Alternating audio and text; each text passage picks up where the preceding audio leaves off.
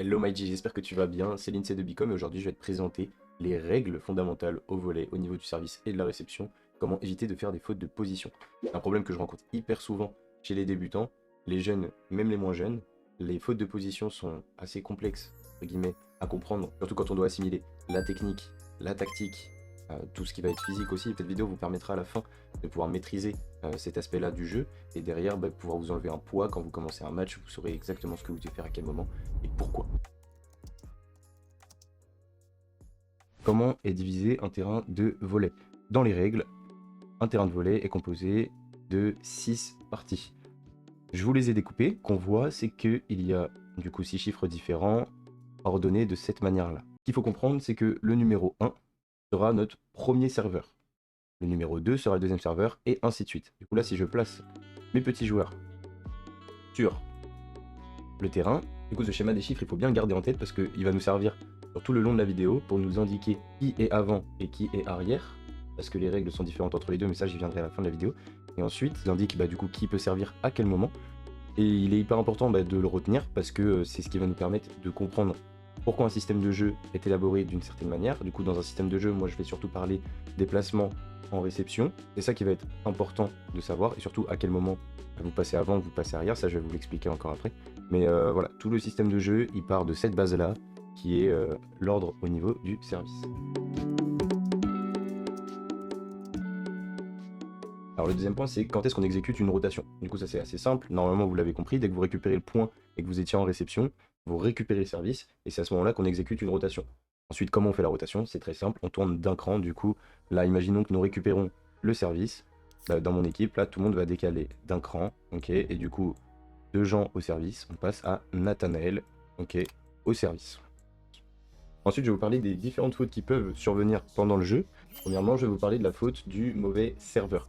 Le mauvais serveur, c'est très simple, c'est si dans la rotation qu'on a pu exécuter au moment où on a récupéré le service, pardon, eh bien un des joueurs se trompe, et par exemple, dans les faits, c'est censé être Apollino, mais si on imagine que c'est Constantin qui sert alors qu'il est numéro 2, là s'appliquerait la faute du mauvais serveur, et donc l'équipe perdrait instantanément le point, enfin perdrait instantanément le service plutôt, et ferait gagner un point à l'équipe adverse.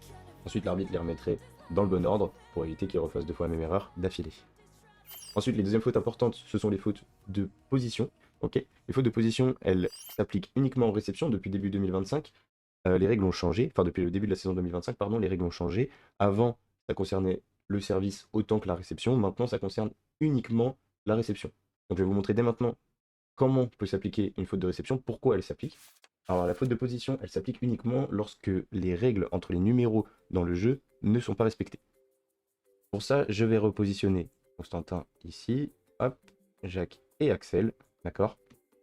Constantin étant associé au numéro 4, au serveur numéro 4, d'accord, Jacques au serveur numéro 3, Axel au serveur numéro 2. Donc cette règle s'applique à tout le monde, bien évidemment. Cette règle, c'est le poste 4 et le poste 3 doivent respecter l'ordre, du coup ne peuvent pas être inversés avant le lancer du serveur adverse. Du coup, comme je vous ai dit juste avant, la règle a changé, elle a été éclaircie. Avant ce début de saison 2025-2026, les positionnements devaient être respectés jusqu'au moment du contact du serveur, autant par l'équipe en réception que l'équipe au service. Maintenant, l'équipe au service n'a plus besoin de respecter ces règles, elle peut se placer où elle veut sur le terrain en attendant le service, et maintenant, c'est à partir du lancer du serveur que les joueurs peuvent se déplacer et se mettre où ils veulent sur le terrain. Du coup, les règles sont à respecter jusqu'à ce que le serveur ait lancé sa balle. D'accord? Donc, là, mon poste 4, mon numéro 4 et mon numéro 3 ne peuvent pas, ok, être inversés avant le lancer de la balle. Donc ça veut dire que au moment du lancer, Constantin doit toujours être à gauche de Jacques. Et c'est exactement pareil entre le poste 3 et le poste 2. Pareil entre le 5 et le 6 et le 6 et le 1. Donc là, je vais placer mes joueurs ici. Hop. Donc ça veut dire que dans la réception, Constantin n'a pas le droit de dépasser Jacques. D'accord? Il peut se coller à lui. Par contre, à partir du moment où il le dépasse complètement, là, l'arbitre, c'est faute de position, parce que Constantin, sur la feuille, d'accord, sur ce qu'on voit là, il doit rester à gauche de Jacques à n'importe quel moment. Ok? Et du coup, là, même si ça tourne, là, on récupère le service. Du coup, tout le monde décale d'un cran. Ok? Ça reste exactement la même chose. Sauf que là, maintenant, Polino est passé devant. Et du coup, maintenant, c'est Polino qui doit rester obligatoirement à gauche de Constantin. Et Constantin, pareil, ne peut pas dépasser Jacques. Attention, il existe encore une autre règle.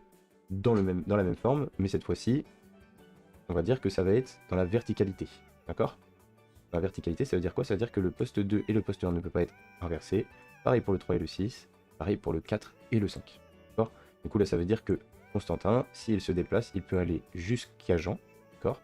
Il peut même se déplacer jusqu'ici. Pourquoi? Parce qu'il ne dépasse pas Polino.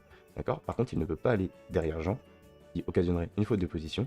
Et il ne peut pas aller à gauche de Polino, même s'il reste devant Jean, parce que sinon, là, il y a faute de position, d'accord? À l'horizontale. Et c'est ça qui est le plus complexe à comprendre, mais une fois que c'est acquis, normalement, vous pouvez vous placer à peu près n'importe où sur le terrain, vous comprenez à peu près ce qui se passe. Et du coup, là, vous voyez que il y a des chiffres qui n'ont pas de règle. Par exemple, entre le 5 et le 3, il n'y a pas de règle. Ça, je peux le supprimer. Ce qui veut dire que Constantin étant numéro 3 et Nathanaël étant numéro 5, je vais mettre aussi ça là, tac.